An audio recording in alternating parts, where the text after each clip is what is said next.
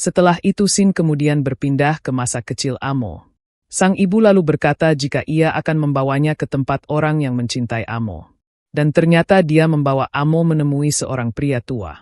Sang ibu lalu berkata jika pria itu akan mencintai Amo untuk selama-lamanya. Dan sesaat kemudian hal ini pun terjadi.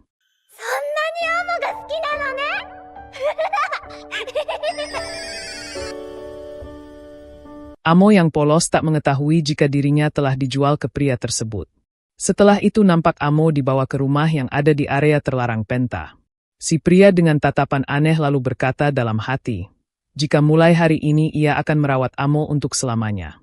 Singkat waktu setelah Amo sedikit dewasa, nampak si pria itu memberitahukan jika kamar ini dulunya digunakan untuk sebuah ritual. Dan karena hal itu ia mengajak Amo melakukan ritual juga, ritual yang biasa mereka lakukan. Amo lalu berkata jika jantungnya selalu berdebar saat mereka melakukan hal itu. Mendengar hal ini si pria itu lalu menjawab jika itulah yang disebut cinta. Dan Amo telah jatuh cinta kepadanya. Dan sesaat kemudian hal ini pun terjadi.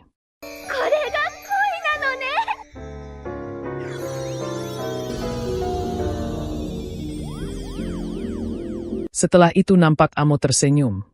Karena ternyata cinta pertama itu rasanya seperti ini. Namun tak lama kemudian muncul dua orang bertopeng yang membuka kamar mereka. Mereka kemudian masuk dan meminta maaf karena telah mengganggu. Melihat hal ini si pria tua itu langsung kesal karena mereka masuk tanpa izin. Apalagi ruangan ini hanya boleh dimasuki Amo dan dirinya. Oleh karena itu ia akan menghabisi mereka saat ini juga dengan kekuatan peranti jiwanya. Namun sesaat kemudian hal mengejutkan pun terjadi.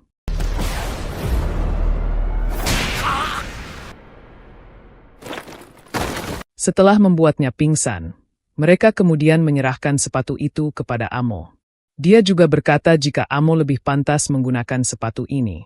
Sepatu ini juga bisa mengisi kekosongan yang berada di dalam hati Amo. Setelah termenung sebentar nampak Amo mengambil sepatu tersebut. Tak lama kemudian sosok bertopeng itu lalu berkata, jika ia sudah menduga jika tempat ini yang paling dekat. Ia kemudian merangkul temannya, dan berkata kepada Amo jika ia telah meminjamkan sepatu itu sampai waktunya tiba. Dan tolong jaga sepatu itu baik-baik. Dan sesaat kemudian hal mengejutkan pun terjadi.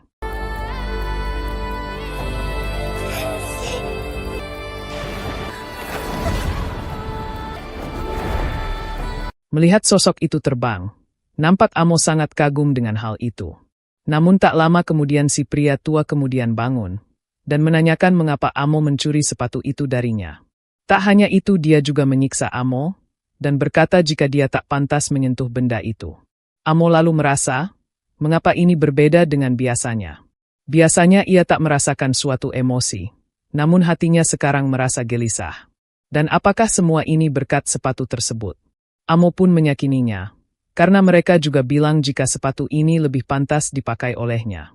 Dan itu berarti sepatu ini milik Amo. Shin kemudian berpindah ke masa sekarang. Nampak Rudo datang dan ingin bicara dengan Amo. Namun Volo tiba-tiba menghentikannya karena wanita itu tadi sedang bicara. Dia sedang menceritakan informasi yang Rudo cari. Shin kembali berpindah ke cerita Amo. Nampak pria itu tak percaya karena peranti jiwanya bereaksi kepada Amo. Dan seharusnya peranti jiwa itu hanya bisa dipakai oleh pemiliknya.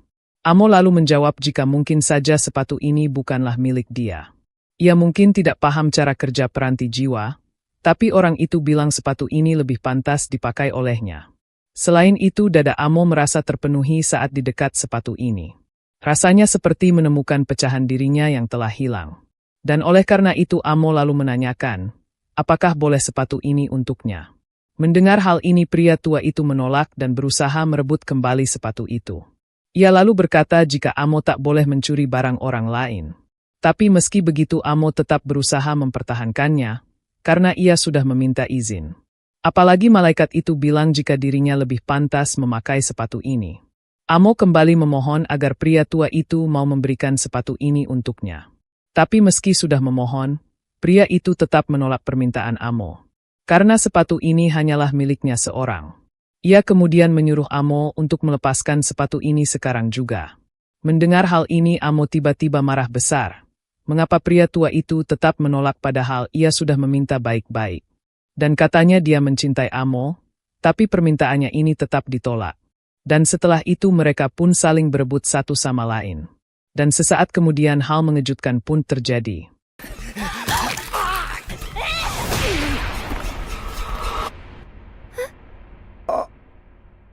Setelah pria tua itu terjatuh dan meninggal, Amo pun bertanya-tanya mengapa terjadi hal seperti ini. Amo juga menanyakan mengapa ia tinggal bersama pria itu, dan mengapa ibunya mempertemukannya dengan dia.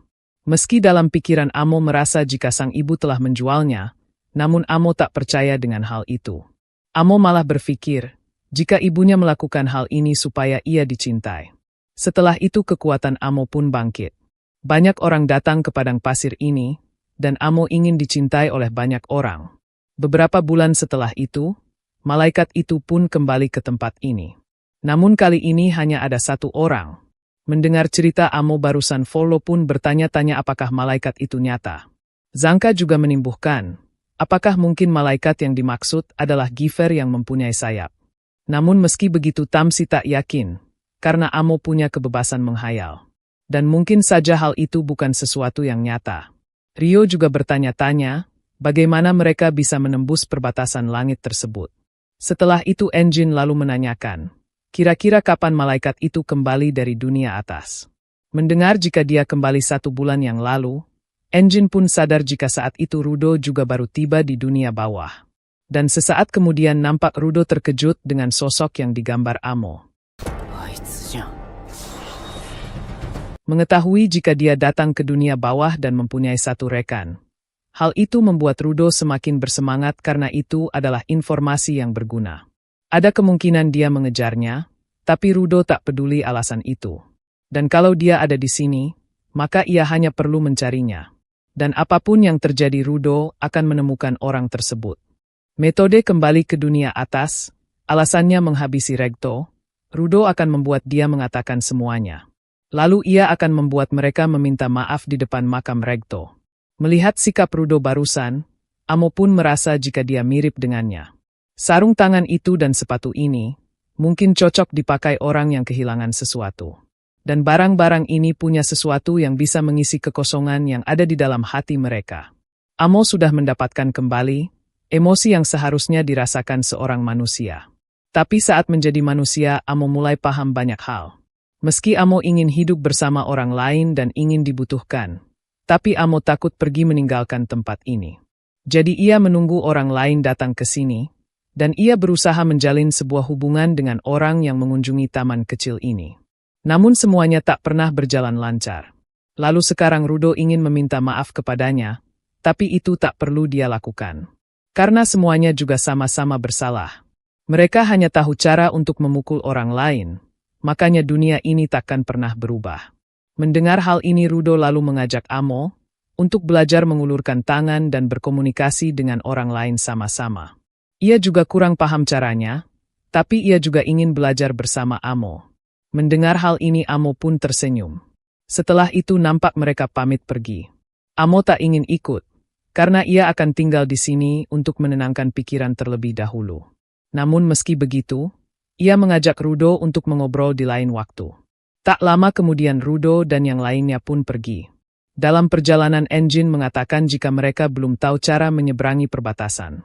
Tapi meski begitu misi ini sudah ada kemajuan. Mereka tahu soal malaikat yang bisa menyeberangi perbatasan, dan peranti jiwa yang punya logo yang sama dengan punya Rudo. Setelah itu nampak Rudo memikirkan, jika ia cukup kesal sampai-sampai memukul Amo. Dan saat tahu jika malaikat itu ada di bawah, kukira ia akan kembali mengamuk. Tapi amarah itu mereda setelah mendengar cerita Amo. Di sisi lain nampak Amo tersenyum, dan lain kali ia ingin meminta mereka untuk menginap. Namun sesaat kemudian hal mengejutkan pun terjadi.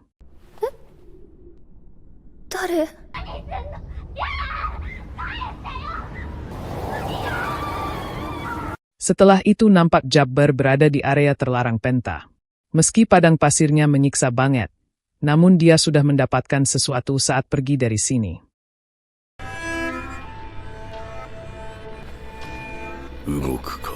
Dalam perjalanan pulang nampak mereka berlindung sebentar dari hujan sampah. Engine lalu memberitahukan jika dunia atas selalu bergerak. Mereka terkadang menjatuhkan sampah seperti ini. Dan rute yang mereka ambil umumnya tidak berubah, jadi orang-orang membangun zona aman menghindari rute tersebut. Hujan ini juga membuat banyak orang mati karena tertimpa sampah-sampah tersebut. Tamsi lalu menambahkan, jika itulah yang membuat orang dunia bawah semakin membenci orang dari dunia atas. Sayangnya meski sangat ingin membalas dendam, mereka akan mati jika menyeberangi perbatasan. Rio lalu bertanya-tanya bagaimana cara Rudo dan malaikat itu melewati perbatasan. Mendengar hal ini Rudo pun tak memahaminya. Tapi sepertinya ia melihat sesuatu meski ingatannya agak buram di bagian tersebut.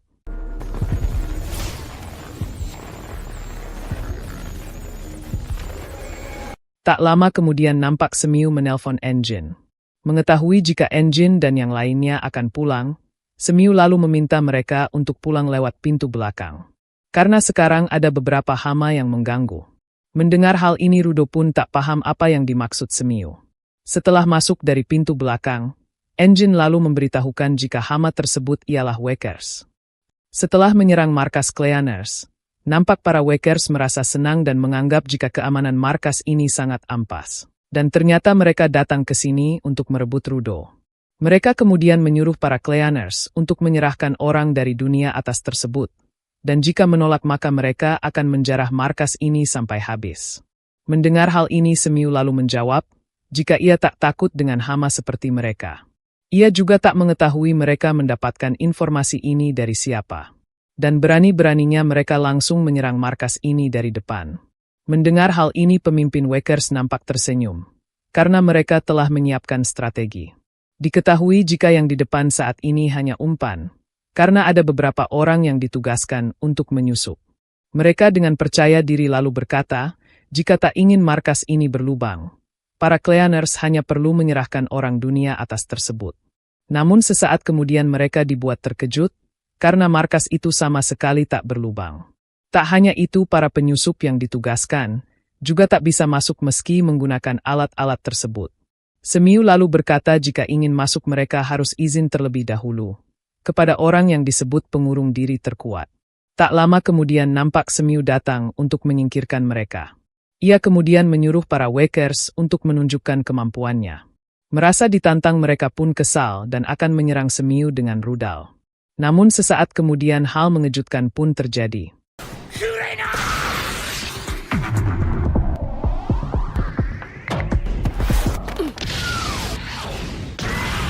Melihat rudalnya dibalikkan, mereka pun kesal dan menyerang Semiu dengan senjata api.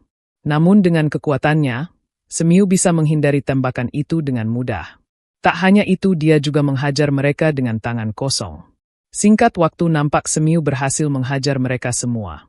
Tak lama kemudian Engine datang, dan memuji Semiu karena berhasil menghajar mereka. Semiu lalu menjawab jika mereka hanyalah preman biasa.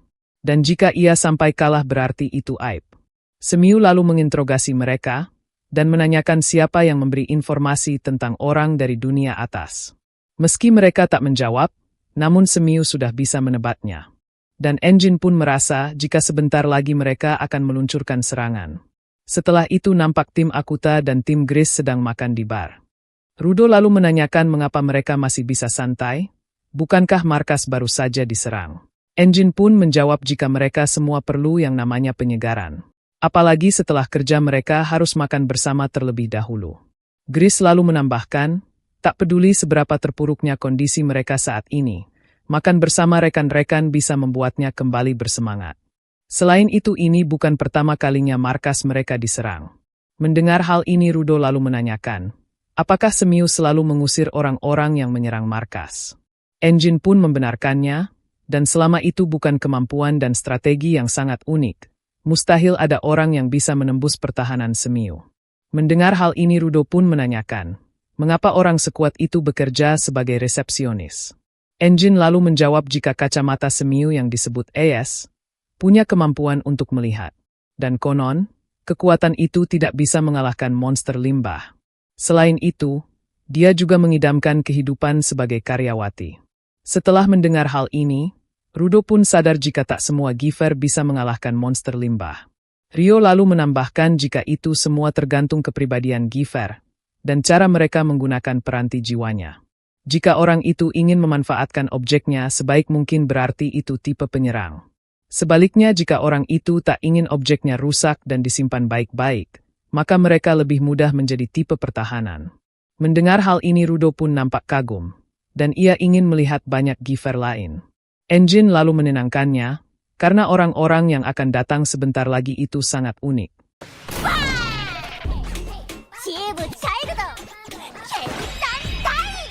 Melihat salah satu dari mereka nampak Rudo mengingat kenangan buruk. Setelah saling menatap tajam, Rudo lalu mengambil makanannya dan ia tak ingin membagikan makanannya lagi.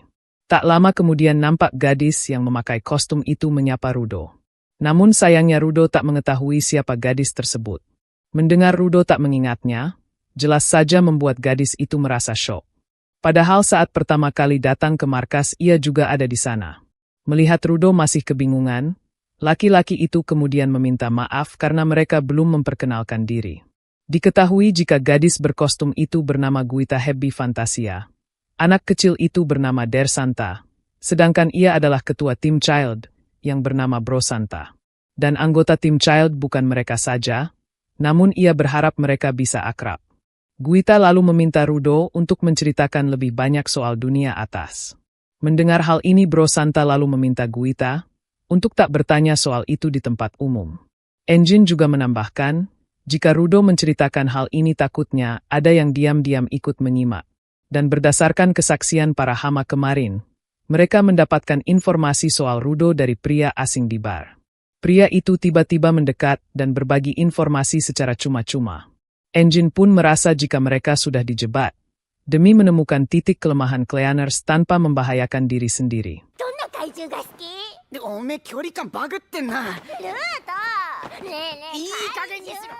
Setelah mendengar hal ini mereka pun merasa, jika sepertinya ini adalah perbuatan para riders.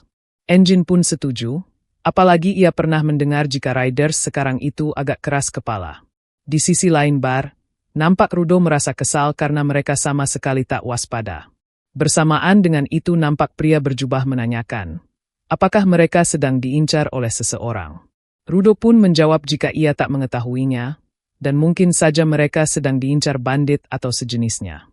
Mendengar kata bandit, pria berjubah itu pun merasa jika bandit yang dimaksud ialah para riders. Dan jika benar maka mereka sedang diincar oleh organisasi yang merepotkan. Dan berbicara soal riders, ia mendengar jika mereka sedang berusaha menemukan sesuatu. Ia juga meminta Rudo untuk berhati-hati, karena semenjak bos baru mereka muncul, mereka akan menghalalkan segala cara untuk mendapatkan barang yang dicari. Dan kelompok itu sekarang agak keras kepala. Dan jika Rudo tak hati-hati, maka mereka bisa merebut itu dengan sangat mudah.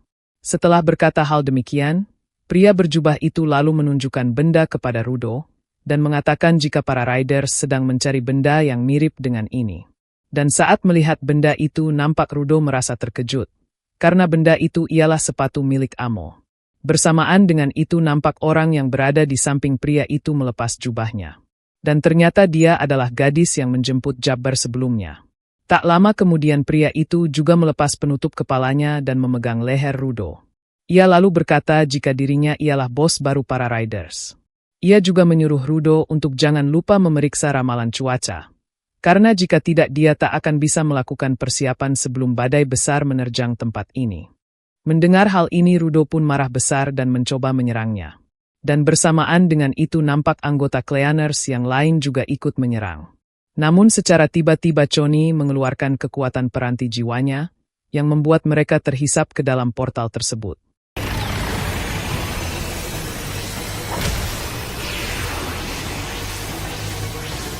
Setelah itu nampak mereka berhasil ditangkap, dan hanya tersisa Grace dan timnya. Di sisi lain nampak mereka dipindahkan ke dalam goa. Engine pun merasa kesal, karena ia sedang makan dan belum sempat menyentuh makanan penutupnya. Ia juga tak menyangka jika riders akan muncul di tempat umum seperti itu. Tak lama kemudian nampak sorot mata mereka tiba-tiba berubah. Dan ternyata para riders muncul di hadapan mereka. Dan sesaat kemudian hal ini pun terjadi.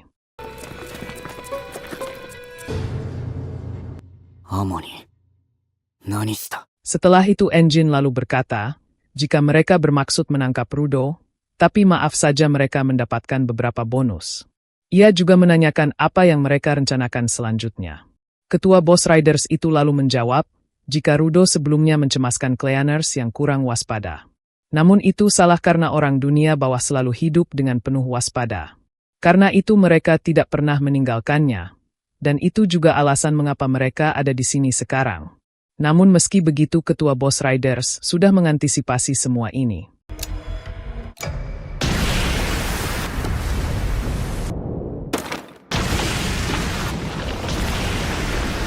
Semburan sampah itu kemudian menyeret para Cleaners. Awalnya Zanka berusaha melawan arus tersebut. Namun Engine dengan santai menaiki payungnya, dan berkata jika Zanka banyak bergerak maka dia bisa tenggelam. Oleh karena itu Engine menyuruhnya untuk pasrah terbawa arus. Namun sesaat kemudian Engine merasa panik, karena mereka terpisah satu sama lain dan masuk ke lubang yang berbeda. Ia pun berteriak agar mereka jangan sampai mati. Melihat dirinya diselamatkan, Rudo pun dengan wajah kesal menanyakan mereka dibawa kemana. Ketua Boss Rider selalu menjawab jika Rudo tak perlu tahu, karena merekalah seenaknya ikut dengannya. Namun meski begitu ia tak suka melakukan sesuatu yang sia-sia. Ia kemudian meminta para bawahannya untuk meladeni mereka. Sebelum pergi Jabbar lalu berkata kepada Rudo, jika mereka akan pergi bermain dulu dengan bonus-bonus tersebut. Sementara itu, dia harus baik-baik dengan bosnya. Tak lama kemudian Boss Riders itu lalu menanyakan, mengapa Rudo sangat marah saat bertanya tentang Amo. Ia juga memperkenalkan dirinya yang diketahui bernama Jodil Tiphon. Zodil lalu menanyakan apakah Rudo ingin menjatuhkan dunia atas bersamanya.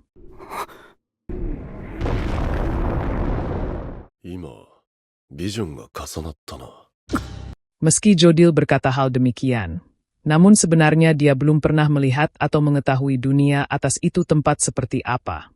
Dan ini bukan soal apa yang mereka jatuhkan, tapi apa yang terjadi pada target itu. Zodil kembali bertanya apakah Rudo sedang membayangkan hal itu.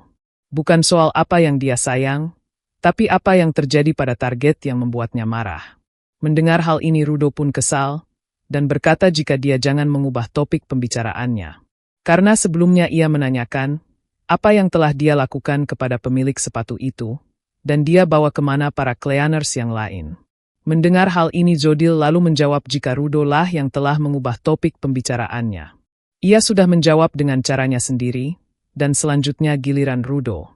Dan setelah Rudo menjawab, selanjutnya adalah gilirannya. Bukankah itu yang dinamakan percakapan? Zodil kembali berkata jika ia tak suka melakukan hal yang sia-sia. Mendengar hal ini Rudo pun bertanya-tanya, mengapa susah sekali berbicara dengannya. Saat pertama bertemu Amo juga susah diajak bicara, tapi Zodil sama sekali berbeda. Kalau Amo obrolan mereka tak pernah nyambung, dan kalau Zodil dia mengekangnya dengan kata-kata. Sang MC kemudian meraba sakunya, dan ia tak punya sampah untuk melawan Zodil Tiphon. Melihat sikap Rudo, Zodil pun menanyakan apakah dia begitu cemas dengan Cleaners dan si Amo itu. Ia juga menanyakan mengapa dia bergabung dengan Cleaners. Rudo pun menjawab jika ia bergabung dengan Cleaners, karena ingin mencari metode kembali ke dunia atas. Mendengar hal ini dengan tatapan tajam, Zodil pun menanyakan apakah dia benar-benar berpikir bisa kembali ke sana. Ia juga memberitahukan, jika Cleaners tak berkewajiban untuk pergi ke dunia atas. Mereka semua ada di samping Rudo karena itu cukup menguntungkan. Dan jangan bilang Rudo sudah puas sampai di sini. Di sisi lain kita pun diperlihatkan siapa yang akan menjadi lawan teman-teman Rudo. Mulai dari Rio yang akan bertarung dengan wanita berambut panjang yang bernama Amozo, Engine yang akan melawan anak kecil bertopeng bernama Fu Orostor, Bro dan Dir yang akan melawan Om-Om bernama Bundus, sedangkan Zanka akan melawan musuh bebuyutannya. Siapa lagi kalau bukan Jabbar? Jabbar lalu berkata jika ia akan menghajar Zanka sampai babak belur. Melihat Jabbar muncul di hadapannya, Zanka sudah tak peduli dengan apa yang mereka rencanakan. Dan hanya ada satu hal yang muncul di dalam kepalanya. Kalau ia tak menghabisinya, maka ia yang akan dihabisi.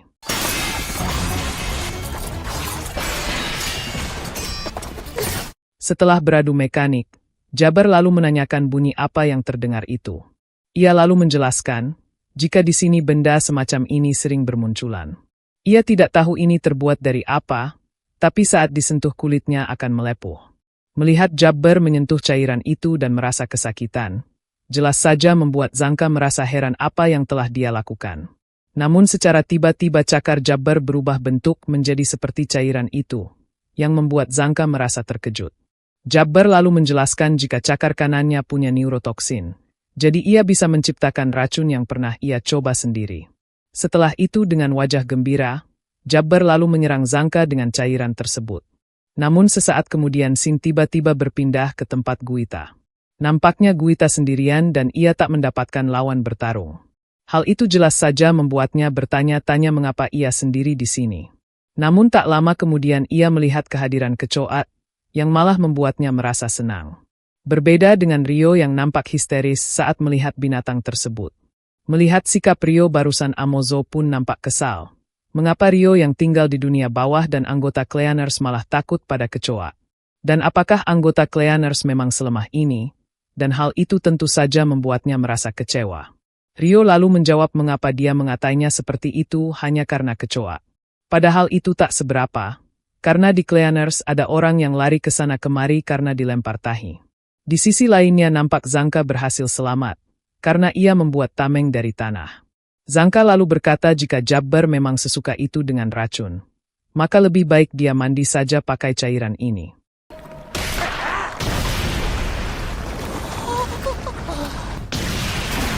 Di sisi lain nampak Engine merasa bosan.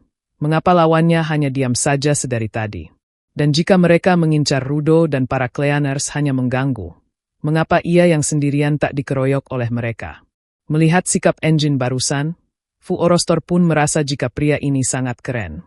Dan setelah itu kita pun diperlihatkan fakta, jika alat komunikasi Cleaners yang bernama Choker, sama sekali tak berfungsi karena ada di bawah tanah.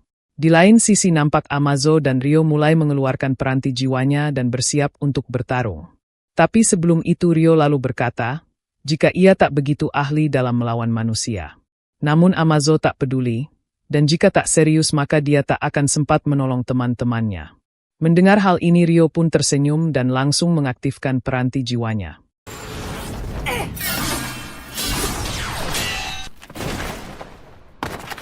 Setelah menyerang Amazo, Rio pun berkata jika ia tak ingin ada darah menempel di guntingnya. Dan ia akan mengusahakan untuk tidak memotong tubuh Amazo. Namun meski begitu Rio tak bisa menjamin, ia tak akan memotong rambutnya yang cantik itu. Dan jika peranti jiwa Amazo itu berbentuk sisir, maka dia pastinya bertarung menggunakan rambut tersebut. Dan gunting melawan rambut itu bukanlah kombinasi yang bagus. Namun apa boleh buat ia akan memotongnya. Setelah itu Sin kemudian berpindah ke tempat Zanka.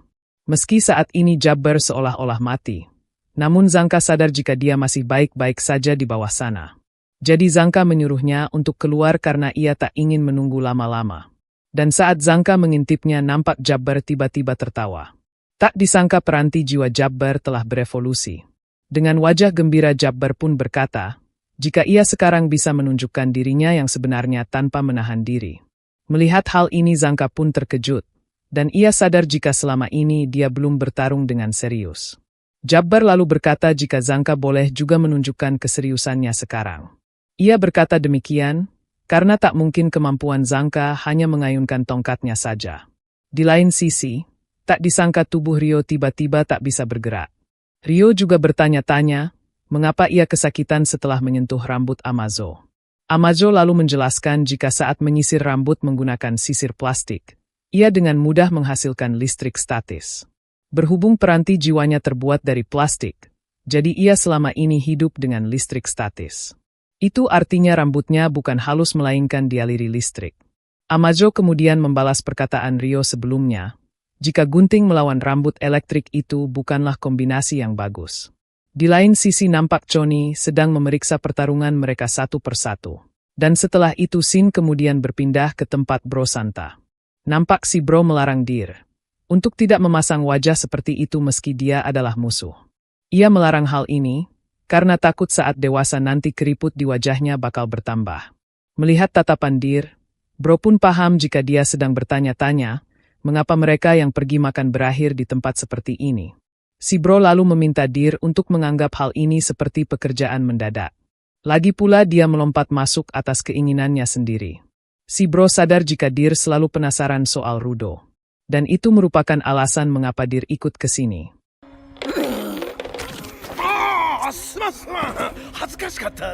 Melihat tingkah mereka, Bundus pun tersenyum dan menanyakan apakah mereka ayah dan anak. Bro pun mengiyakannya, tapi mereka tidak punya hubungan darah. Karena itu ia ingin segera pergi dari tempat ini, karena jika mereka tidak pulang sebelum makan malam maka Deer akan mengantuk. Mendengar jika nama anak itu adalah Deer, Bundus pun menanyakan apakah ia boleh memanggilnya Nak Deer. Singkat waktu nampak si Bro menanyakan, mengapa ia tak merasakan aura membunuh darinya. Dan apakah dia serius ingin bertarung melawannya. Mendengar hal ini Bundus lalu memperkenalkan dirinya. Setelah mereka saling berkenalan, Bundus pun memberitahukan jika memang benar ia saat ini tak menunjukkan aura permusuhan. Bundus ada di sini karena perintah dari Zodil, tapi ia secara pribadi menginginkan hal lain. Tapi meski begitu mengalahkan mereka berdua adalah syarat untuk mendapatkan sebagian dari itu. Tak lama kemudian nampak mereka melihat makhluk kecil aneh yang ada di tanah. Bersamaan dengan itu Bundus lalu memberitahukan jika hal yang ia inginkan adalah informasi. Dan jika dia membagi informasi yang diinginkan, maka ia akan memberitahu apa yang akan terjadi saat mereka kalah.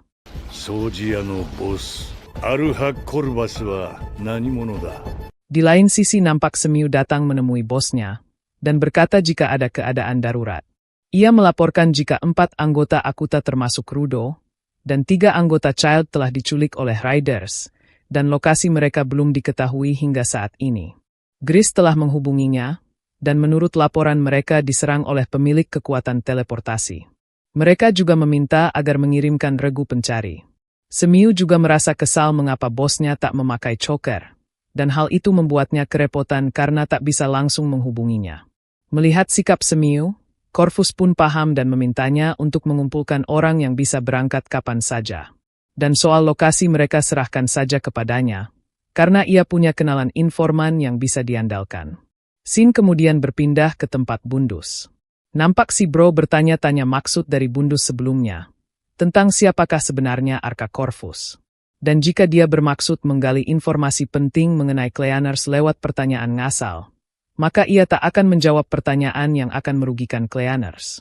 Mendengar hal ini Bundus pun meminta si Bro untuk tidak salah paham terlebih dahulu, karena ia tipe yang menjunjung tinggi nilai individualisme. Pertanyaannya berasal dari rasa penasaran dan keingintahuannya secara pribadi.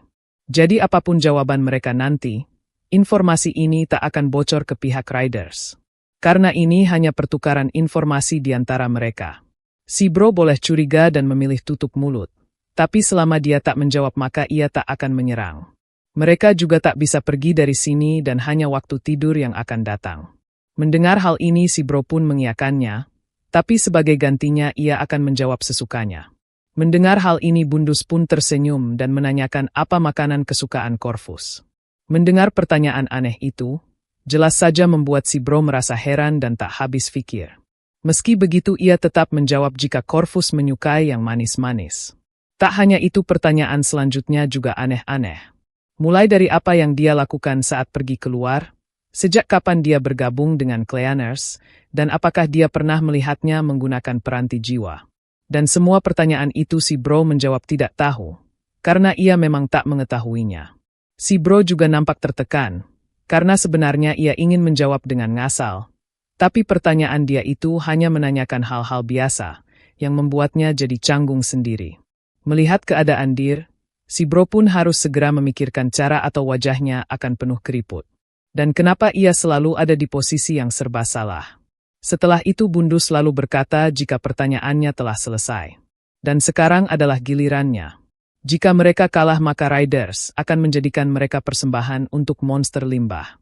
Ia tidak tahu mereka pernah lihat atau tidak, tapi para Riders berhasil menciptakan beberapa monster limbah sendiri.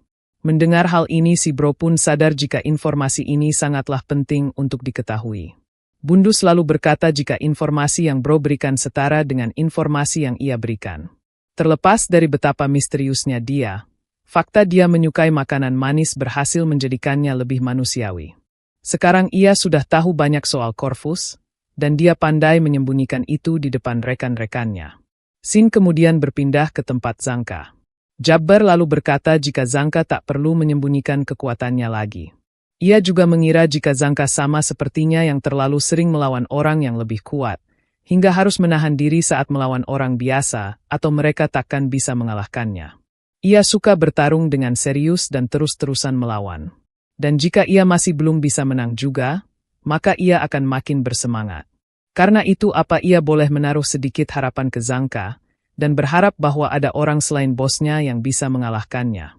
Jabbar kembali menyuruh Zanka untuk memperlihatkan kekuatan sejatinya, atau kekuatan tersembunyi yang ada di dalam dirinya. Mendengar hal ini Zanka pun tak paham apa yang ada di dalam pikiran Jabbar. Sin kemudian berpindah ke ingatan Zodil. Saat itu ia melihat sampah yang jatuh dari dunia atas. Dan saat melihatnya ia sadar jika dunia atas memiliki kehidupan yang makmur. Zodil juga berkata jika makhluk hidup bisa berubah wujud untuk beradaptasi dengan lingkungan tempat tinggal. Ia orang dari dunia bawah, sedangkan Rudo orang dari dunia atas. Tapi kenapa dia memiliki sorot mata yang sama dengannya? Jabbar telah memberitahukan kepadanya, jika ia dan Rudo memiliki bau yang sama. Dia memang agak unik tapi pandai menilai seseorang. Dan karena itulah ia semakin tertarik kepada Rudo, dan ingin bertemu langsung dengannya. Mendengar hal ini Rudo lalu berkata tentang rencana Zodil yang ingin menjatuhkan dunia atas. Menurut Rudo rencana itu belum tentu bisa dia lakukan.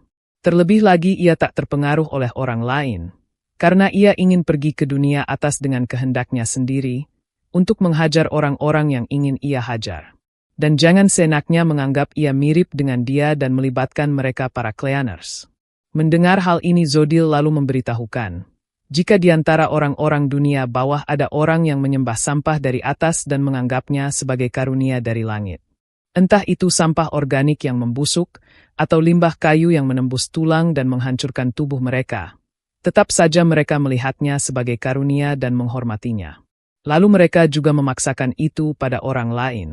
Walau itu terlihat janggal bagi orang lain, tapi begitu Rudo terbiasa maka itu akan jadi rutinitas, dan kemudian berubah menjadi hal yang wajar. Dan saat melawan merekalah yang dianggap sesat.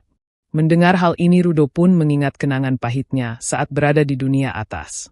Zodil kembali berkata jika tanpa pencetus yang jelas, mereka tak akan tahu siapa yang telah diracun. Tapi ada metode termudah untuk menarik mereka keluar dari ilusi racun itu, yaitu dengan mengguncang mereka.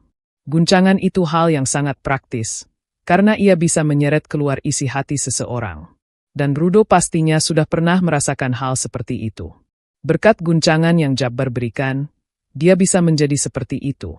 Dan contohnya lagi sekarang, orang yang sedang Jabbar lawan mungkin akan mengalami hal yang sama. Atau mungkin dia akan tunduk pada guncangan itu dan dihancurkan. Di sisi lain nampak Jabbar kembali menyerang. Melihat hal ini Zanka pun sadar jika Jabbar juga merupakan orang yang memiliki bakat alami. Ia harus apa supaya menang melawan itu? Apanya yang belum bertarung dengan serius? Dan apanya yang menahan diri? Ia sering bertemu orang yang mengatakan itu karena ingin terlihat berbakat. Tapi Jabbar berbeda karena dia memang berbakat dari sorot matanya yang begitu murni. Dan mediocre seperti dirinya tak akan pernah bisa menang melawan bakat alami. Meski begitu pastinya akan memuaskan jika bisa mengalahkan mereka. Dan setelah itu pertarungan mereka pun dimulai. Nampaknya Zanka hanya bisa menghindar ke sana kemari, karena perbedaan kekuatannya yang cukup jauh dari Jabbar. Dan perbedaan kekuatan ini, jelas saja membuat Zanka kesulitan melawannya. Tak lama kemudian nampak Jabbar melepaskan serangan badai. Meski pada awalnya Zanka gagal menghancurkan serangan itu, namun dia masih belum menyerah. Dengan tatapan tajam dan konsentrasi tinggi dia kembali akan menghancurkan serangan badai tersebut. Namun sesaat kemudian hal mengejutkan pun terjadi.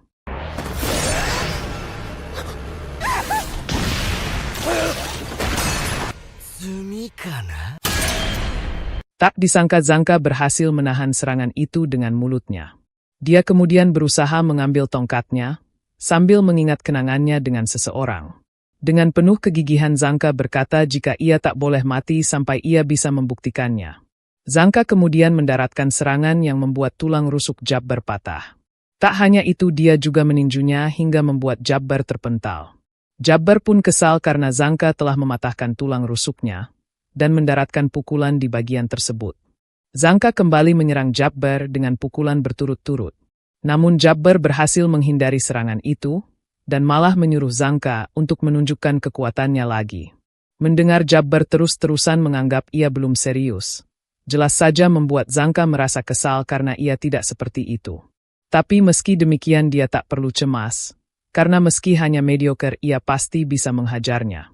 Namun sesaat kemudian hal mengejutkan pun terjadi.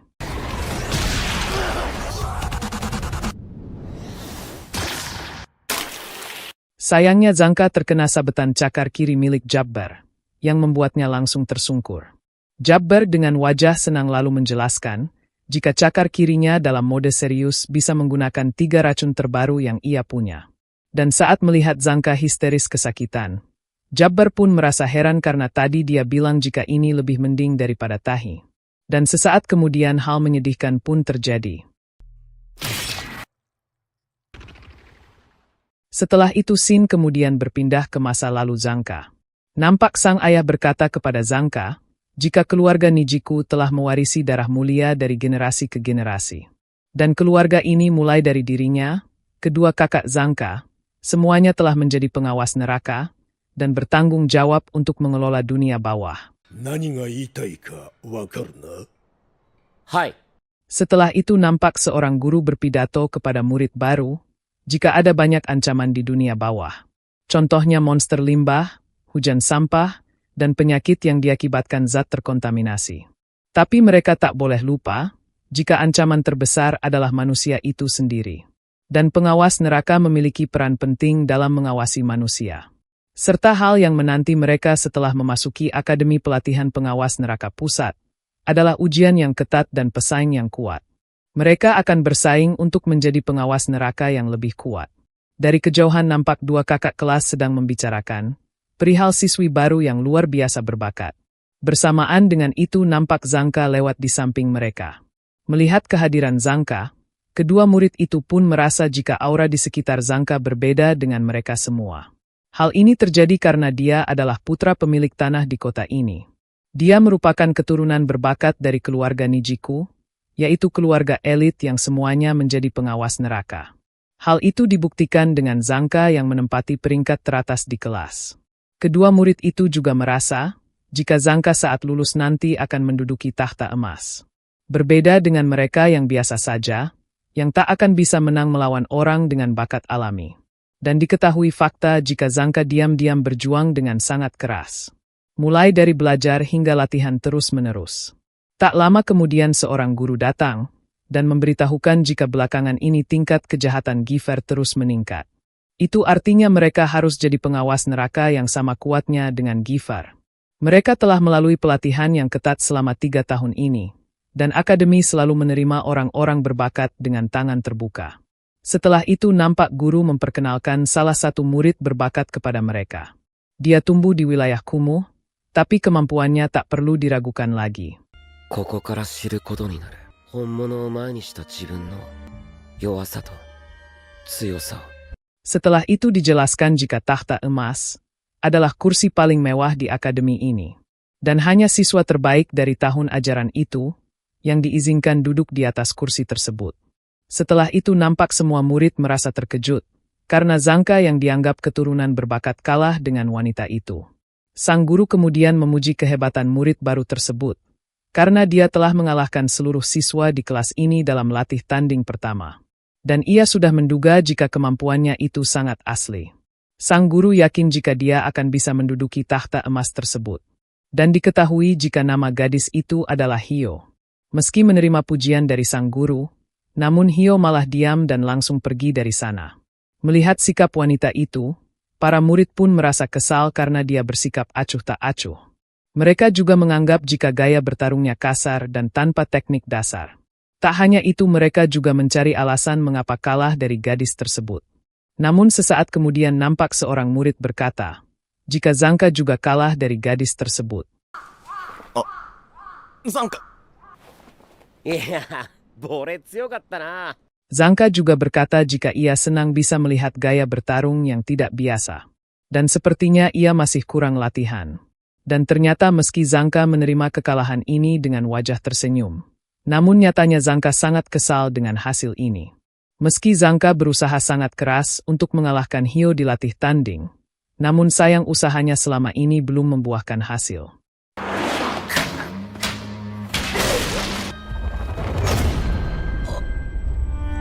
Setelah mengingat kekalahannya barusan, Zangka pun semakin kesal dan langsung membenturkan kepalanya ke tembok hingga mengeluarkan darah. Zangka lalu berkata jika usahanya selama ini masih belum cukup. Dirinya adalah sang nomor 1, dan ia masih belum kalah. Namun sesaat kemudian nampak Hyo datang, dan berkata jika darah Zangka terus-terusan menetes. Mendengar hal ini, sikap Zangka tiba-tiba berubah. Karena ingin terlihat tenang jadi Zangka memuji kehebatan Hyo. Dia baru masuk, tapi sudah jadi calon untuk duduk di takhta emas. Mendengar hal ini Hyo lalu menanyakan apa keuntungan jika ia duduk di kursi tersebut. Zangka lalu menjawab jika dia akan disebut sebagai pengawas neraka legendaris, atau orang penting di pusat. Apalagi banyak orang terkenal yang pernah duduk di kursi tersebut. Dan itu adalah impian semua murid yang ada di akademi ini. Meski begitu, Hyo masih menanyakan apa faedah yang didapat. Dan jika dipuji sebagai orang hebat, faedahnya itu apa? Setelah Hyo pergi dari sana, nampak Zangka terpaku dengan perkataan Hyo barusan. Setelah itu Zangka pun sadar jika di hadapan bakat yang sesungguhnya, bakat palsu akan mengalami degenerasi begitu cepat. Dan degenerasinya pun begitu mudah dikenali. Mulai dari si palsu yang meniru gaya rambut si asli, si palsu yang ingin curi dari yang asli, hingga si palsu yang mengejek bakat si asli. Dan hal itu membuat Zangka merasa jijik. Setelah itu nampak guru membawa beberapa jenis senjata, dan dia menyuruh para murid untuk memilih senjata berdasarkan instingnya.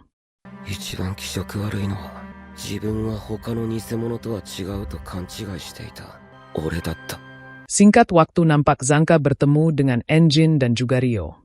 Setelah mengobrol sebentar, Enjin pun baru mengetahui jika Akademi Pengawas Neraka ada kelas memilih senjata. Ia lalu menanyakan apakah Zangka memilih tongkat itu menjadi senjatanya. Tapi Enjin merasa heran mengapa Zangka ada di dalam sumur. Dan jika kelas memilih senjata itu 3 hari yang lalu, berarti Zangka sudah ada di dalam sana selama itu tanpa makan dan minum. Zangka lalu menjawab jika ia kebetulan melihat lubang, jadi ia masuk ke dalam sini dan tak bisa keluar lagi. Zangka lalu berkata jika semua orang telah memilih senjata yang menurut mereka terlihat kuat. Dan ia tahu jika Hyo juga akan melakukan hal yang sama. Jadi karena itu Zangka berusaha menonjol, dan memilih benda usang yang kurang cocok dijadikan senjata. Waktu itu Zangka berpikir jika ini seperti alur klise pada umumnya, yang dimana senjata usang sangatlah kuat. Namun ternyata ini bahkan tak bisa disebut dengan senjata. Zangka pun menyalahkan pihak akademi, yang meletakkan tongkat tidak jelas ini di antara senjata yang lain. Ia juga tak menyangka jika mereka akan menatap dirinya dengan sorot mata seperti itu, saat ia memilih senjata tongkat usang ini. Dan selanjutnya tiba momen yang ditunggu-tunggu, saat orang berbakat sungguhan memilih senjatanya. Dan ternyata Hyo memilih sesuatu yang sederhana, yaitu sebilah katana biasa.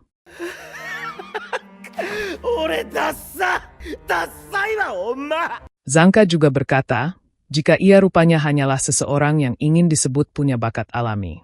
Sekarang ia sadar, jika seorang mediocre seperti dirinya tak akan pernah bisa jadi orang berbakat. Dirinya dan tongkatnya ini sama-sama palsu. Jadi karena itu Zangka berpikir jika ia lebih baik mati. Mendengar hal ini Enjin lalu berkata, jika Zangka yang seorang mediocre hanya perlu melampaui orang berbakat. Lagi pula ia tak paham apa yang membuat seseorang disebut punya bakat alami. Dan kenapa pula dia harus berubah jadi orang berbakat, yaitu sosok yang bukan dirinya sendiri. Terlebih lagi, meski Zangka bicara macam-macam tapi sebenarnya dia masih ingin berjuang. Hal itu terlihat, karena Zangka masih menggenggam erat tongkat biasa tersebut. Normalnya orang-orang akan membuang sampah itu, tapi dia tetap menggenggamnya erat-erat. Enjin juga berkata jika ia hanya orang yang kebetulan lewat, jadi ia tak bisa berkomentar macam-macam. Ia lalu memotivasi Zangka, jika orang yang menyadari kelemahannya bisa bertambah kuat. Sebelum pergi dari sana, Engine berkata jika ia akan datang lagi ke kota ini untuk makan manju. Jadi coba buktikan kepadanya suatu hari nanti, saat mediocre bisa melampaui bakat alami. Tak lama kemudian hal ini pun terjadi.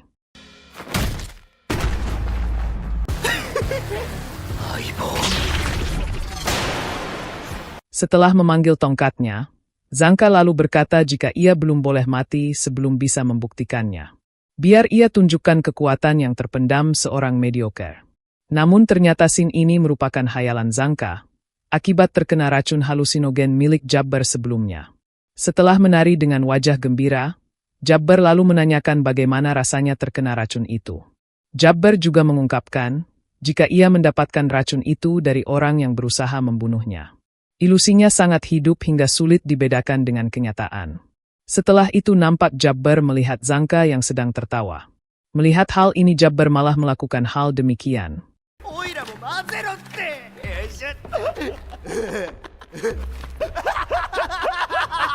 Di lain sisi nampak Guita masuk ke sebuah tempat, setelah menyelusuri lorong sempit tersebut. Namun sesaat kemudian ia nampak bersedih karena di sini juga tak ada siapa-siapa. Beruntung ia masih punya satu-satunya teman, yaitu kecoak tersebut. Namun sesaat kemudian kecoak itu tiba-tiba pergi, yang membuat Guita mengejarnya. Dan tak lama kemudian nampak Guita tiba di suatu tempat, yang membuat ia hanya bisa terpaku. Di lain sisi nampak Jabber membawa Zanka, untuk menjadikannya persembahan bagi monster limbah. Karena dia telah menyelesaikan tugasnya dengan sangat baik.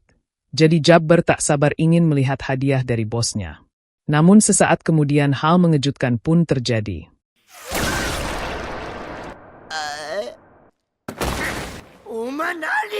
Di lain sisi nampak Engine mendengar dentuman senjata tersebut. Bersamaan dengan itu Fu pun nampak panik, karena mengira jika anggota yang lain sudah menyelesaikan tugasnya. Fu harus bergegas, karena kalau tidak ia akan ada di urutan terakhir. Meski begitu ia harus menyerang duluan, tapi ia tak tahu cara memulai pertarungan. Dengan wajah grogi Fu lalu memperkenalkan dirinya kepada Engine. Ia juga memberitahukan, jika bosnya telah memerintahkan sesuatu kepadanya. Perintah itu yaitu para Cleaners harus dijadikan persembahan. Bosnya juga memerintahkan, jika dia harus menyelesaikan misi ini sebelum Riders lain. Dan jika ia sampai ada di urutan terakhir, maka sang bos akan menghukumnya. Namun karena ia tak bisa bertarung tanpa dipukul duluan, jadi ia meminta Engine untuk memukulnya terlebih dahulu.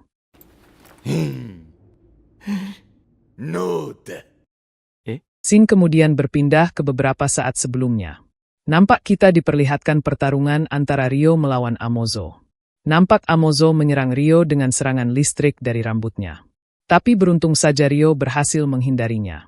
Melihat hal ini Amozo pun sadar, jika dia telah memanfaatkan angin supaya rambutnya tak menyentuhnya.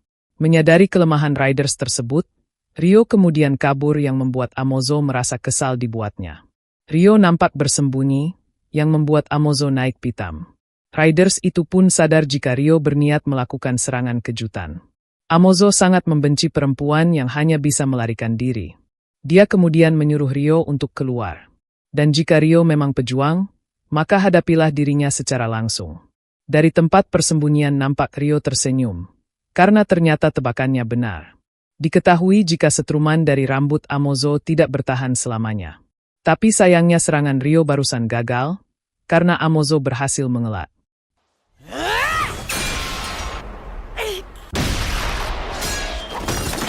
Setelah menyerang Ryo, Amozo pun berkata jika dia jangan berpikir bisa menggunting rambutnya untuk kedua kali. Amozo lalu mengungkapkan jika ia bebas menggerakkan rambut ini, seolah ada jaringan saraf di dalamnya. Dan Ryo jangan pernah menganggapnya remeh. Amozo lalu berkata jika tebakan Ryo benar, jika listrik statis yang diciptakan Mira hanya aktif untuk sementara waktu. Ia bisa menonaktifkan listriknya sendiri, tapi pada akhirnya ia hanya akan aktif selama 1-2 menit. Mendengar hal ini Ryo pun nampak lega, karena kelemahannya ada pada durasi. Meski begitu, sebagai pejuang sejati Amozo sudah menemukan cara mengatasi kelemahannya. Melihat gerakan Amozo barusan, Ryo pun menanyakan pekerjaan apa yang dia lakukan sebelum menjadi Riders. Amozo lalu menjawab jika ia berasal dari desa wanita di wilayah selatan. Dan ternyata Amozo berasal dari suku petarung Sileia. Mendengar hal ini Ryo pun meminta maaf karena ia belum pernah mendengarnya. Amozo pun memakluminya karena desa itu sudah hancur sejak lama sekali.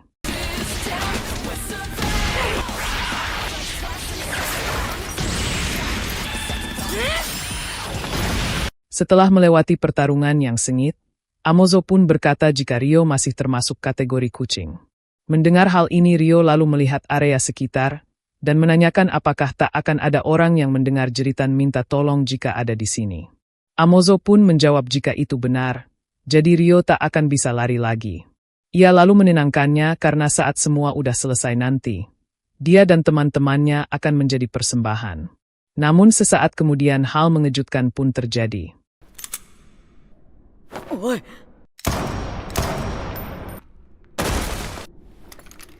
Setelah terkena tembakan, Amozo pun merasa heran kenapa Ryo mempunyai benda tersebut. Ryo lalu mengungkapkan jika Enjin telah melarangnya untuk menghabisi orang lain. Jadi karena itu ia berusaha keras untuk bertarung tanpa menghabisinya. Tapi karena Amozo sangat kuat, jadi ia terpaksa menggunakan ini. Dan untung saja tak ada yang dengar suara barusan. Ryo melakukan hal ini karena ia harus melindungi rekan-rekannya dari musuh. Ryo juga tak akan membiarkan gunting itu ternoda oleh darah lagi, karena itu adalah sumpahnya dari dulu. Ryo lalu mengungkapkan jika pistol ini ia dapatkan dari bos lamanya sebagai hadiah perpisahan. Mendengar hal ini Amozo dengan wajah terkejut menanyakan, apakah dia adalah pembunuh bayaran?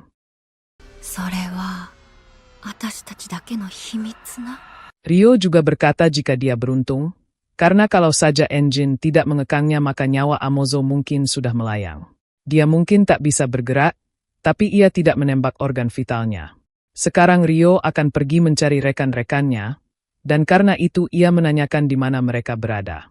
Melihat hal ini Amozo pun merasa, jika ia sudah seenaknya mengira bahwa seluruh anggota Cleaners itu bersih. Namun ternyata ada juga noda di antara mereka. Setelah itu Ryo pun mendapatkan informasi. Jika yang tahu lokasi itu hanya si penutup saluran air dan bos mereka. Amozo juga bilang, jika pipa-pipa ini terhubung seperti pembuluh darah. Dan kayaknya bakal susah menemukan mereka. Setelah itu Shin kemudian berpindah ke masa sekarang.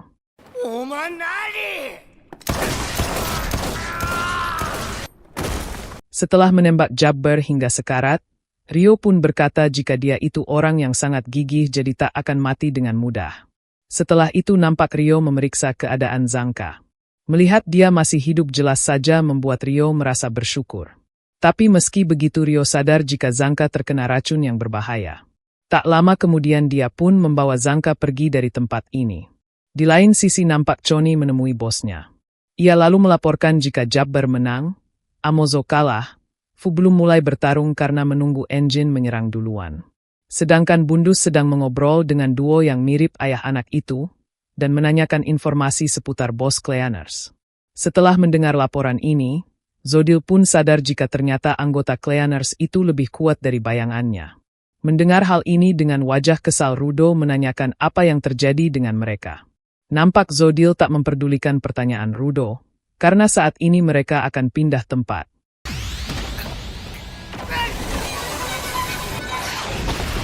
Dan ternyata mereka membawa Rudo ke tempat Guita sebelumnya. Rudo pun nampak kesal, dan menanyakan tempat apa ini dan apa tujuan mereka. Karena Jodil tak menjawab sedari tadi, jadi Rudo berencana akan meninjunya. Melihat sikap Rudo, Zodil pun menanyakan apakah dia tak bisa tenang jika tidak memaki orang lain. Bos Riders itu kembali menanyakan, maukah Rudo menjatuhkan dunia atas bersamanya? Dia menyuruh Rudo tak membicarakan hal yang tak penting, dan gunakan otaknya untuk menjawabnya. Mendengar hal ini Rudo lalu menjawab jika ia paham satu hal, yaitu dirinya benci orang seperti Zodil. Melihat sikap Rudo Bos Riders itu lalu berkata, andai saja orang dunia atas yang jatuh itu jauh lebih tenang dari sang MC. Dari kejauhan nampak Guita sedang bersembunyi, dan ia nampak ketakutan. Karena sepertinya percuma saja menjelaskan rencana pergi ke dunia atas kepada Rudo, jadi Zodil pun akan memperlihatkannya secara langsung. Zodil lalu berkata jika seri pengawas, yaitu sarung tangan milik Rudo, mantel miliknya, dan sepatu itu, ia pernah berusaha menciptakan seri pengawas. Setelah itu Sin kemudian berpindah ke ingatan Zodil. Nampak dia menemukan benda yang akan digunakan untuk bereksperimen membuat seri pengawas.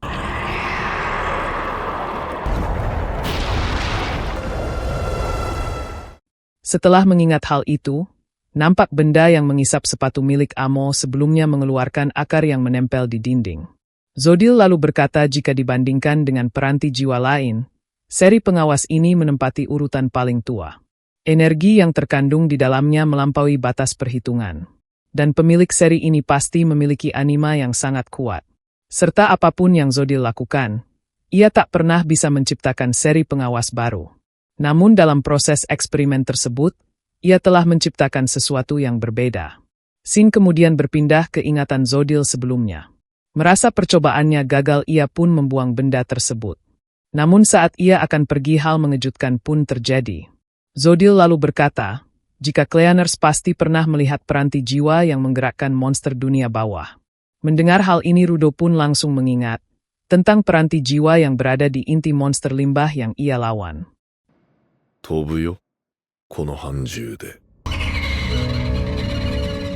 Setelah itu nampak Rudo mengingat saat Regto pertama kali memberikan sarung tangan tersebut.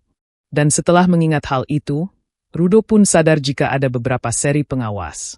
Mulai dari sarung tangannya, mantel milik Zodil hingga sepatu milik Amo. Dan jika itu benar, Rudo pun merasa jika masih ada yang lainnya. Rudo pun bertanya-tanya, jika seri itu berasal dari bawah, mengapa Regto mempunyai satu. Dan berdasarkan percakapan mereka di restoran sebelumnya, Zodil pun mengetahui jika Rudo tak mengetahui peranti jiwa sebelum jatuh ke bawah.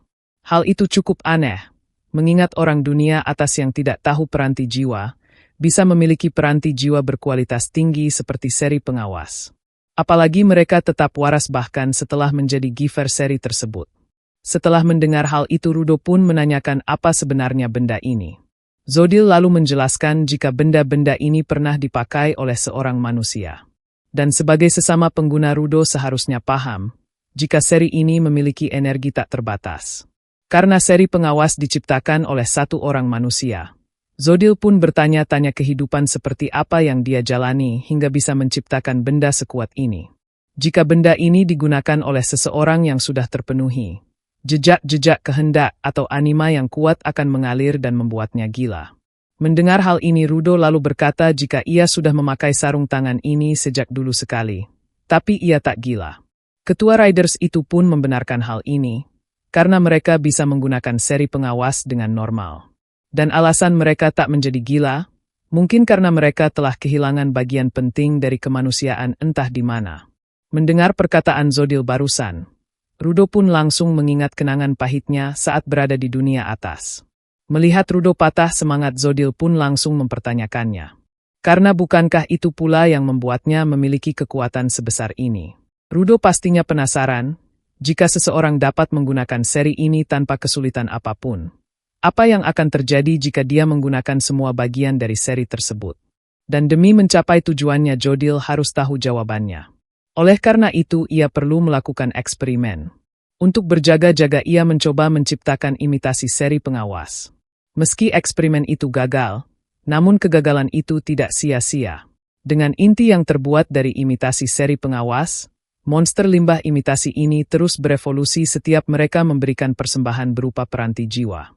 Dan alasan ia mendekati Rudo dan rekan-rekan Cleaners-nya, semuanya demi eksperimen penting untuk menjatuhkan dunia atas.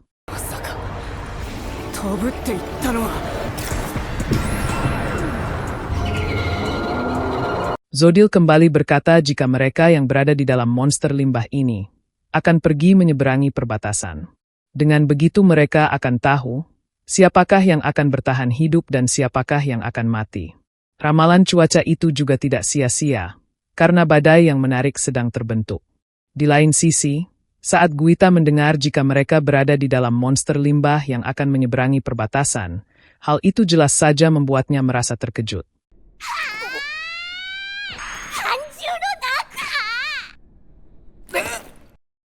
Di sisi lain nampak Engine merasa terkejut karena merasakan getaran yang cukup kuat. Sedangkan Fu nampak panik dan meminta sang bos untuk sabar karena ia belum bertarung. Mendengar Engine menanyakan apakah bosnya yang membuat guncangan ini, Fu Orostor pun membenarkannya karena dia pasti sedang menyuruhnya untuk bergegas. Dan oleh karena itu ia kembali meminta Engine untuk memukulnya terlebih dahulu. Mendengar hal ini Engine tiba-tiba pergi, karena ia tak bisa terus diam saja di sini. Dan oleh karena itu ia akan mencari teman-temannya. Melihat hal ini Fu pun merasa panik, karena akan jadi masalah jika Engine pergi meninggalkannya. Awalnya Fu akan berusaha menyerang duluan namun ia tak bisa melakukannya. Hal ini terjadi karena dia tak bisa apa-apa jika tidak diperintah.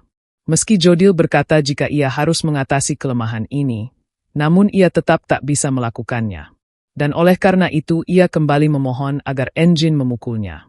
Tapi Engine lagi-lagi menolak permintaan Fu. Dan sebelum Engine menemukan cara pergi dari tempat ini dan menemukan rekan-rekannya, ia tak ingin bertarung dengan siapapun. Mendengar hal ini Fu dengan wajah panik lalu berkata, jika mereka mungkin bisa keluar jika berusaha menghancurkan tembok memakai peranti jiwa. Soalnya mereka saat ini berada di dalam monster limbah. Di lain sisi saat Bundus merasakan getaran, ia tak menduga jika Jodil akan bergerak secepat ini. Dan jika terbang lebih tinggi lagi, maka mereka semua akan menyeberangi perbatasan. Dan saat Bro mengetahui jika monster limbah ini semacam alat transportasi yang akan membawa mereka ke dunia atas, jelas saja membuat dia langsung terkejut.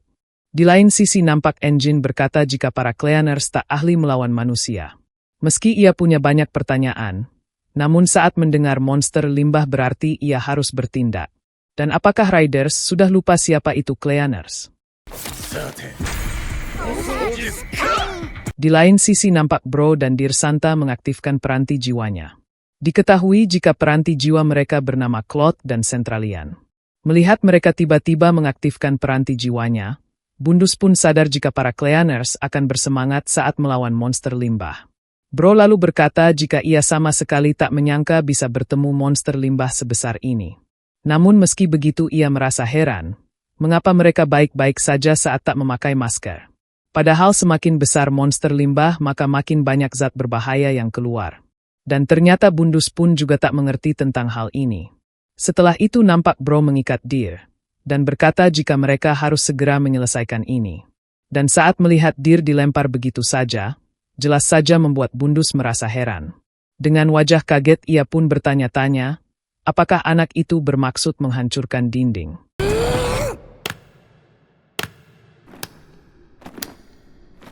Melihat hal ini jelas saja membuat Bundus tak habis pikir, karena anak sekecil itu berusaha menghancurkan dinding. Dan seimut apapun anak itu, seharusnya Bro mengajarinya cara kerja dunia nyata. Dan terlalu protektif itu tak baik untuk pertumbuhan anak. Mendengar hal ini Bro lalu mengikat Bundus, dan berkata jika saat anak-anak ingin melangkah maju, maka orang dewasa yang menghentikan merekalah yang tak baik untuk pertumbuhan. Dan setelah mendengar hal itu nampak Bundus merasa terkejut, saat melihat tinju Dir lebih kuat setelah memukul berkali-kali. Bro lalu menjelaskan jika Dir memukul terus-terusan sasarannya, maka makin banyak juga dia menyerap tenaga dan tumbuh makin kuat. Dan itulah kekuatan Centralian milik Dir Santa.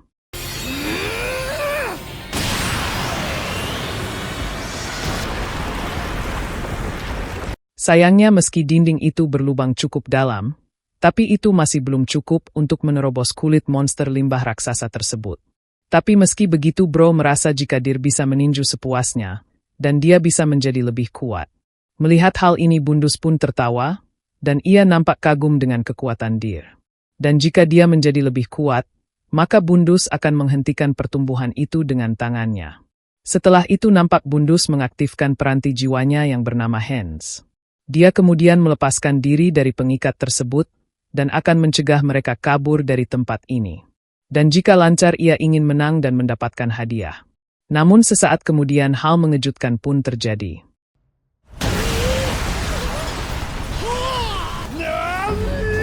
Di luar sana nampak monster raksasa itu bersiap untuk terbang di tengah badai topan. Merasa khawatir dengan keadaan Dir, Bro kemudian menggunakan peranti jiwanya untuk menarik bocah tersebut. Bro kemudian berkata jika Dir tak perlu cemas, karena mereka akan menerobos keluar dan pulang bersama. Namun tentu saja Bundus tak membiarkan ini terjadi. Dia kemudian memijak batu-batu yang terjatuh untuk sampai di tempat mereka berdua. Dan dengan penuh keyakinan ia akan menghentikan mereka di sini untuk mendapatkan hadiahnya. Namun saat Bundus hampir sampai hal mengejutkan pun terjadi.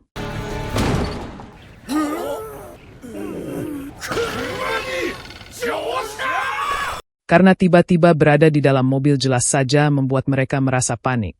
Apalagi mobil itu dihantam sampah dan berjalan di kemiringan ekstrim.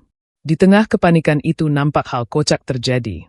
Bundus dan Bro berusaha saling memegang setir. Padahal setir itu telah terputus dari mobil. Setelah mobil itu berputar-putar nampak Dir pingsan dan dia terlempar keluar. Melihat hal ini jelas saja membuat Bro merasa panik. Namun sesaat kemudian hal ini pun terjadi.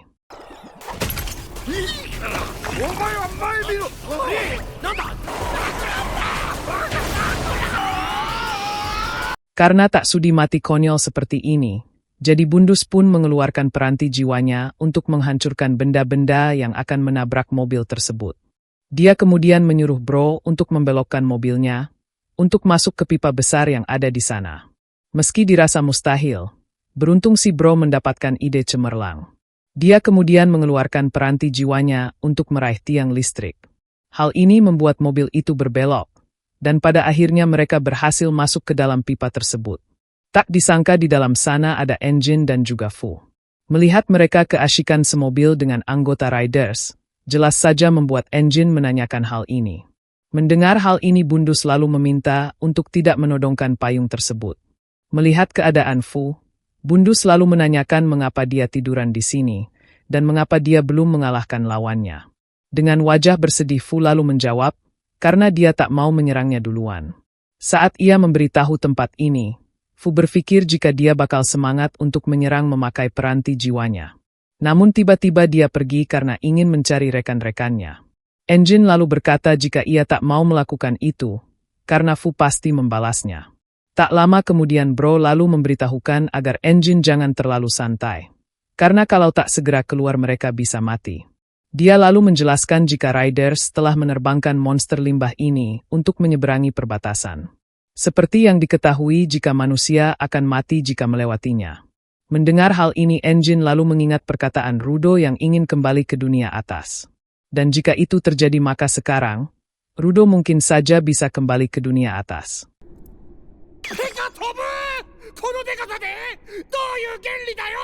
Tak lama kemudian nampak Choker tiba-tiba tersambung. Semiu yang menyadari hal ini langsung menanyakan keadaan mereka. Engine lalu menjawab dengan merangkum apa yang sedang terjadi. Singkatnya mereka semua ada di dalam tubuh monster limbah. Bro dan Dir bersamanya, namun anggota yang lain belum ketemu. Dan jika monster ini dibiarkan, maka mereka akan mati saat menyeberangi perbatasan. Mendengar hal ini Semiu lalu berkata dengan keras jika Engine adalah Cleaners. Jadi karena itu cepat bersihkan monsternya lalu kabur. Semiu juga bertanya-tanya mengapa mereka sampai bisa diculik. Tak hanya itu mengapa Choker tiba-tiba mati kalau mereka bukan berada di bawah tanah. Engine pun menjawab jika ia sama sekali tak mengetahuinya.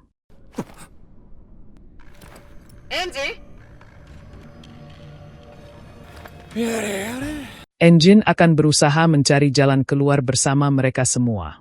Ia juga memberitahukan jika Engine adalah nama pemberian penyelamatnya. Dan dalam bahasa kuno artinya penghubung. Jadi karena itu ia akan jadi panji yang menghubungkan semua orang.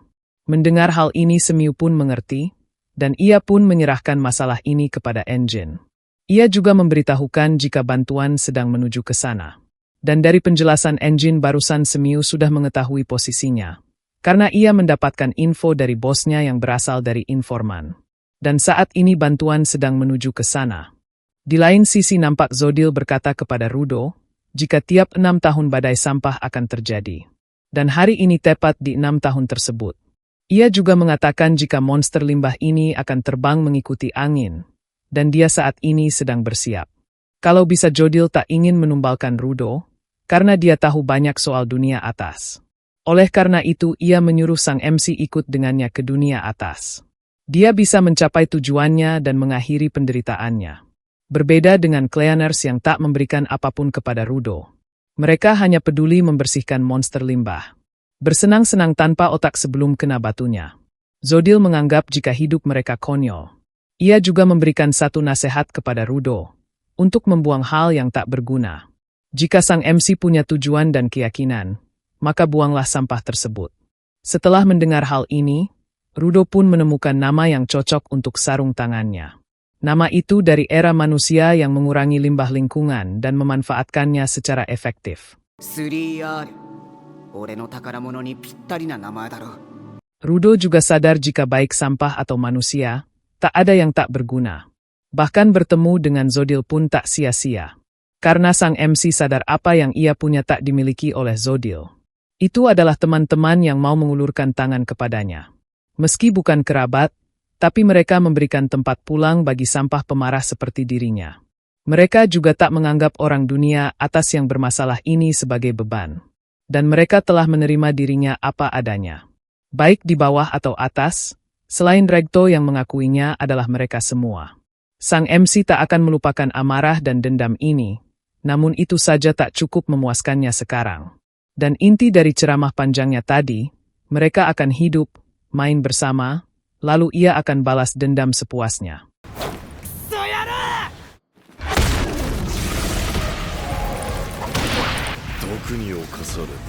Zodil juga berkata jika kata-kata Rudo barusan hanyalah ketamakan yang sia-sia.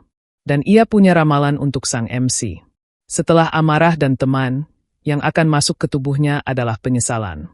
Suatu hari Rudo akan paham, jiwa yang tercemar karena memungut sampah akhirnya ingin kembali bersih.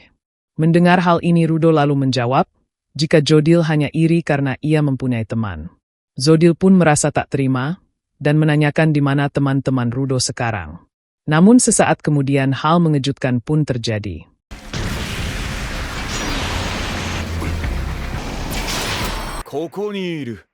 Di lain sisi nampak Choni datang menemui Jabbar. Namun saat sampai di sana ia dibuat terkejut, karena mendengar Jabbar malah bernyanyi saat dia sedang terluka. Dan lirik nyanyian itu adalah rambut kepang dor-dor-dor.